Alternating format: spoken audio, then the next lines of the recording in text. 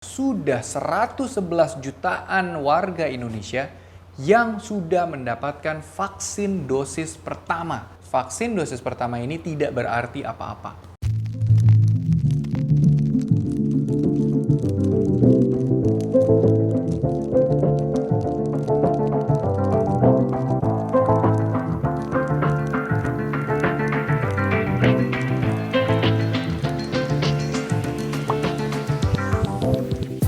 Halo Pak Millennials, kembali lagi di video YouTube kita hari ini bersama saya Dr. Gary. Dan ternyata sudah 111 jutaan warga Indonesia yang sudah mendapatkan vaksin dosis pertama. Wow, ini sebenarnya adalah sesuatu pencapaian yang sangat baik dari pemerintah. Lalu apakah kalau misalnya dengan sudah 100 jutaan orang ini mendapatkan satu dosis, lalu kita sudah aman? Stay tune ya, kita coba bahas sama-sama.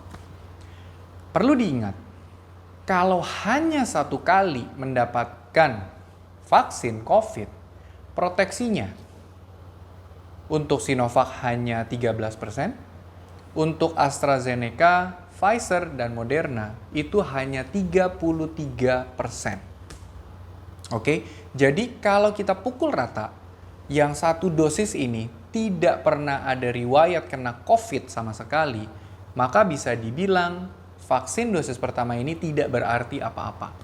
Karena masih sangat tinggi kemungkinannya kita bisa terkena COVID kalau hanya dengan satu kali vaksin COVID.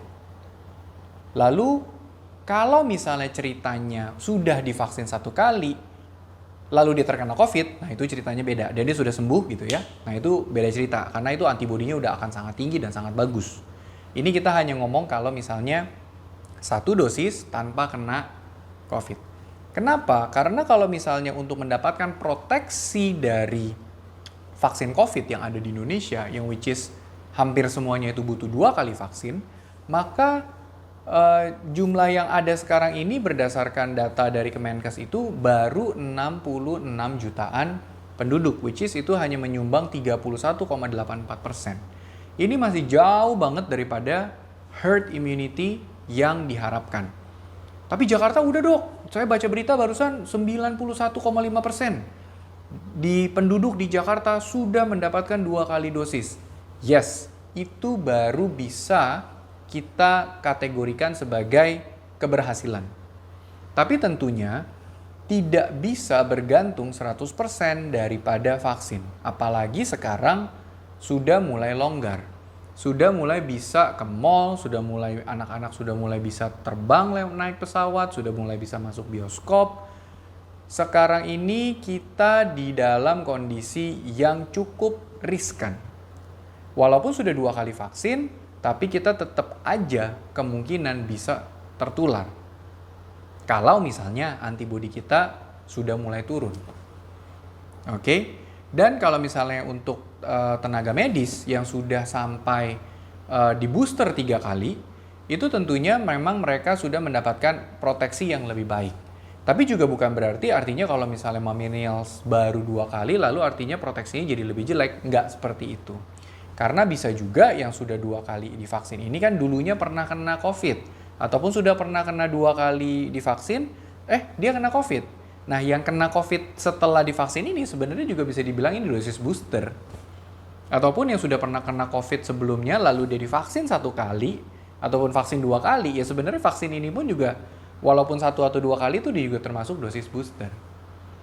Oke, jadi kalau kita memang hanya ngomongin skenario-nya di mana cakupan imunisasinya ini hanya untuk 11 juta untuk yang dosis pertama doang, lalu 66 jutaan itu untuk dosis yang kedua, ini masih jauh banget daripada target yang diharapkan oleh pemerintah. Memang herd immunity seharusnya bisa terjadi kalau sudah 60-70% dari penduduk Indonesia yang divaksin. Tapi kalau kita melihat daripada kasus varian Delta, ini harus di atas 80%. Seluruh warga Indonesia mendapatkan 2 kali vaksin COVID yang memang seharusnya 2 kali. Karena kita ingat kan kalau Johnson & Johnson kan hanya butuh 1 kali. Oke, kenapa saya ngomong kayak gini? Karena saya juga udah pernah jelasin, kalau misalnya di Israel ataupun seperti kayak di Singapura, mereka pun sudah mendapatkan vaksin COVID merek Pfizer sudah sampai 2 kali, tapi sekarang kasusnya lagi pada naik tuh. Jadi COVID-nya tidak akan hilang. Kasusnya pasti akan naik turun tergantung sudah berapa lama kita dari divaksin, berapa lama dari kita kena, lalu antibodi kita udah turun belum, apakah kita punya komorbid atau tidak. Kasusnya itu pasti dia akan bisa ada potensi untuk naik juga. Cuman yang memang kita bisa berharap jangan sampai rumah sakit full lagi kayak kemarin. Jangan sampai pada banyak yang meninggal lagi kalau misalnya terjadi ada kelonjakan kasus.